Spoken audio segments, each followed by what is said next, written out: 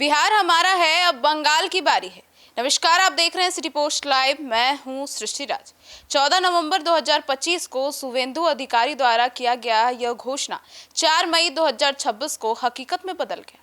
बंगाल के राजनीतिक क्षितिज पर अब भगवा लहरा चुका है। जहां एक ओर पीएम मोदी का करिश्मा और अमित शाह की रणनीति की चर्चा है, वहीं इस महाविजय की पटकथा लिखने वाले असली साइलेंट वॉरियर्स की भी बिहार के 300 से ज्यादा नेता और कार्यकर्ता चर्चा में आ गए हैं। अब पूर्व मंत्री मंगल पांडे के नेतृत्व में इन नेताओं ने 4 महीने तक बंगाल के गांव में रातों बिताई और जय मां काली के उद्घोष के साथ राष्ट्रवाद के संदेश को घर घर पहुंचाया है। आइए जानते हैं विस्तार में कौन कौन है वे लोग और बंगाल फतह के लिए बीजेपी की 5 जोन स्ट्रेटेजी क्या थी। इसके बारे में हमारी सहयोगी मुस्कान से। मुस्कान, बंगाल में बीजेपी की 5 जोन स्ट्रेटेजी क्या थी? देखिए, सबको लग रहा है कि बंगाल में बीजेपी ने मेहनत नहीं की, ऐसा बिल्कुल नहीं है। और जो एक्चुअली में कवर कर रहे होंगे उनको ही पता है कि बीजेपी इस बार जान लगा दी थी। और अगर इस बार बंगाल नहीं आता तो अगले 5 साल भी बंगाल नहीं आता बीजेपी के खाते में। और अभी बंगाल आया है क्योंकि आपको ही पता होगा, कल सर ने भी बताया कि हमेशा से हिस्ट्री रहा है बंगाल का। जो भी सरकार बनाया है 20 से 25 साल या 15 साल तो मिनिमम रहा है। और उसके बाद ममता दीदी भी 15 साल रही हैं। अब बीजेपी आई है तो बीजेपी भी लग रहा है कि 15 साल तक तो हिलेगी नहीं। लेकिन बीजेपी ने इस बार काम किया है, क्योंकि लोकसभा में आपको पता था कि भाजपा का लग भी नहीं रहा था कि खाता कहीं खुल भी रहा है। आपको भी पता है टीएमसी ने इतना अच्छा परफॉर्म किया था। तो अब सोचिए कि 1 साल के अंदर ऐसा कैसे हुआ। ऐसा तो नहीं होगा कि अचानक से मोदी जी आए और कर दिया। ऐसा तो पहले भी मोदी जी आए थे, लोकसभा में भी आए थे। बंगाल में मेहनत किया जा रहा था। आपको बता दें, बंगाल में भाजपा को जो 5 प्रशासनिक और राजनीतिक जोन में बांटा था, पहला था बंगाल। बिहार के सीमांचल मिथिलांचल से मिलती संस्कृति के कारण यहाँ बिहार के नेताओं को बूथ अनुशासन के लिए लगाया गया। आपको भी पता है, मंगल पांडे भाई देख रहे थे सब कुछ। राड़बाग, आपको बता दें, आदिवासी और हिंदी भाषा बेल्ट मतलब पुरलिया और बांकुरा में आरएसएस और बिहार के पन्ना प्रमुखों ने काम किया है। आपको बता दें, नवाद्वीप, यहाँ मटुआ एक समुदाय होती है और सीए के मुद्दे पर सोशल इंजीनियरिंग की गई।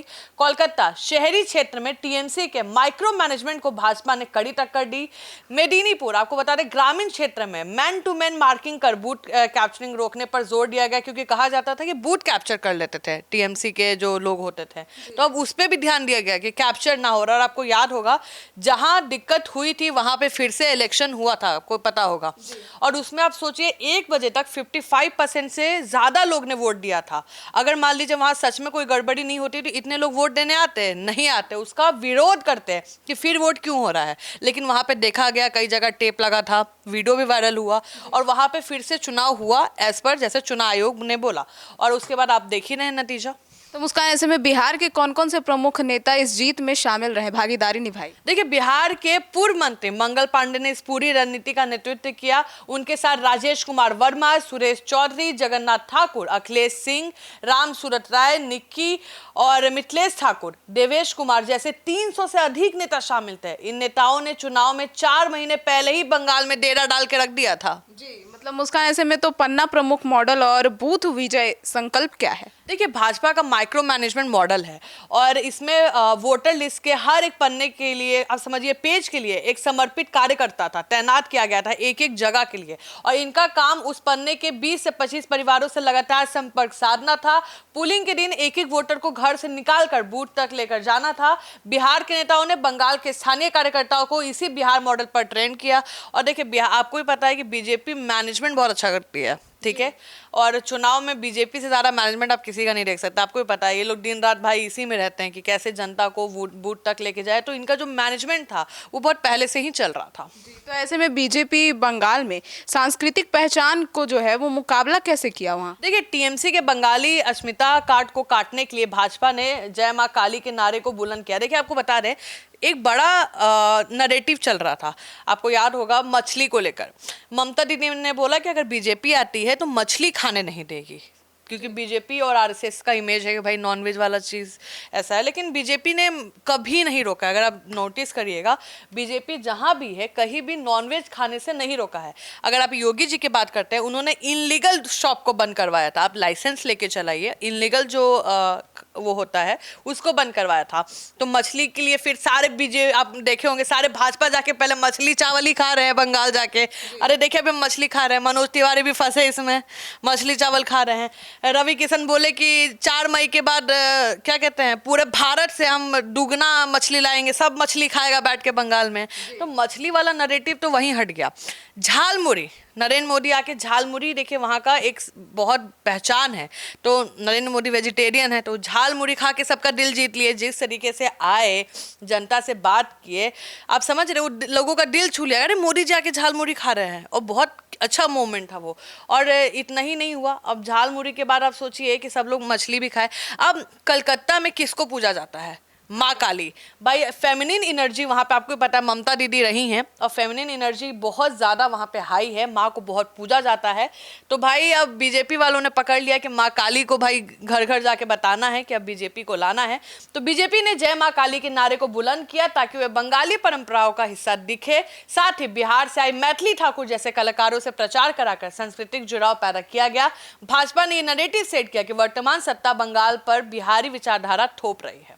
तो अमित शाह का 15 दिवसीय जो कैंप था और डेटा एनालिसिस क्या था? देखिए अमित शाह ने चुनाव के दौरान 15 दिनों तक बंगाल में प्रवास किया। उन्होंने 44,000 पुलिंग जो स्टेशन थे वहां जाके डेटा को 3 श्रेणी, मतलब मजबूत, मध्यम, कमजोर, कहाँ बहुत स्ट्रांग है, कहाँ ठीक ठाक है और कहाँ कमजोर में बांटा। 21 अप्रैल को एक महत्वपूर्ण बैठक में उन्होंने हर सीट पर भाजपा के पक्ष में 20,000 अतिरिक्त वोट बढ़ाने का लक्ष्य दिया, जो कहीं ना कहीं निर्णायक साबित हुआ। देखिए अमित शाह कहीं ना कहीं कहा जाता है कि मतलब सब संभाल रहे हैं अंदर का मैनेजमेंट। अमित शाह से बैठ के उनसे बात नहीं निकलवा सकती हैं, सीधे बोल देंगे आप गलत आदमी से सवाल पूछ रही हैं, आपको बता दूंगा मैं सबके सामने। तो वो होता है ना कि भाई वही स्ट्रैटेजी चाणक्य अगर बीजेपी में कोई है तो वो है अमित शाह। तो बीजेपी ने ये बाहरी बनाम स्थानीय के जो विवाद थे उसको कैसे सुलझाया? देखिए ये बहुत बड़ा सवाल था, क्योंकि कहा जा रहा था कि ये सब बाहरी लोग हैं, और ऐसा कहीं ना कहीं नैरेटिव भी बना था बंगाल में कि अगर बंगाल में बीजेपी आती है तो किसी बाहरी को बनाया जाएगा। तो फिर बीजेपी ने देखा कि भाई ये तो स्ट्रांग बात बना देगी ये, तो उसके बाद बीजेपी ने भी वहां के बंगालों को उठाया कि नहीं भाई आपके बंगाल में बंगाली ही रूल करेंगे। 2021 की गलतियों से सीखते हुए भाजपा ने इस बार कोर ग्रुप में 4 केंद्रीय नेताओं के साथ 4 प्रमुख बंगाली नेताओं शुभेंदु, दिलीप घोष, सुकांत, समीक को रखा। आप समझिए कि जब टीएमसी ने बाहरी का मुद्दा उठाया तो बीजेपी ने तत्काल स्टार प्रचारकों की सूची में बदलाव कर बंगाली चेहरों को प्राथमिकता दी, और पीएम मोदी ने स्पष्ट किया कि मुख्यमंत्री बंगाल की मिट्टी का बेटा ही होगा। तो इस चुनाव में अब बीजेपी की भारी भरकम जो फौज है उसका स्वरूप क्या था? अब देखिए अब मैंने आपको क्या बोला कि भाजपा ने सच में मेहनत की है। देखिए भाजपा ने अपनी पूरी ताकत झोंक दी थी। प्रधानमंत्री 19 रैली किए हैं, ये विधानसभा का है सोचिए। अमित शाह 30 से ज्यादा रैली और रोड शो किए हैं। मुख्यमंत्री योगी आदित्यनाथ 11 रैली किए हैं। अब सोचिए हेमंत बिस्वा शर्मा 8 रैली किए हैं, समेत कुल 12 मुख्यमंत्री आके बंगाल में ढेरा लगाए थे। केंद्र मंत्री राजनाथ सिंह, नितिन गडकरी, स्मृति ईरानी समेत 15 कैबिनेट मंत्री। तो भाई तो फिर वोटवा कहाँ जाएगा? वोट यहीं आएगा, तो वोट आया है। जी, तो सुना आपने। तो बंगाल की यह जीत केवल रैलियों और भाषणों की परिणाम नहीं है, बल्कि बिहार के रणनीतिकारों द्वारा जमीन पर किए गए उन सूक्ष्म कार्य का नतीजा है जिसने टीएमसी के पुराने कैडर मॉडल को ध्वस्त कर दिया है। बिहार के नेताओं ने न केवल वोट जुटाए हैं, बल्कि बूथ स्तर पर प्रतिरोध की ऐसी दीवार खड़ी की है जिसे पार कर पाना ममता बनर्जी के लिए असंभव हो गया था। अब बंगाल में अब एक नए राजनीतिक युग का उदय हो चुका है। अब देखना होगा कि वहां आगे और क्या कुछ होता है। आपकी क्या राय है बंगाल चुनाव को लेकर? अपनी राय जरूर बताइएगा। धन्यवाद।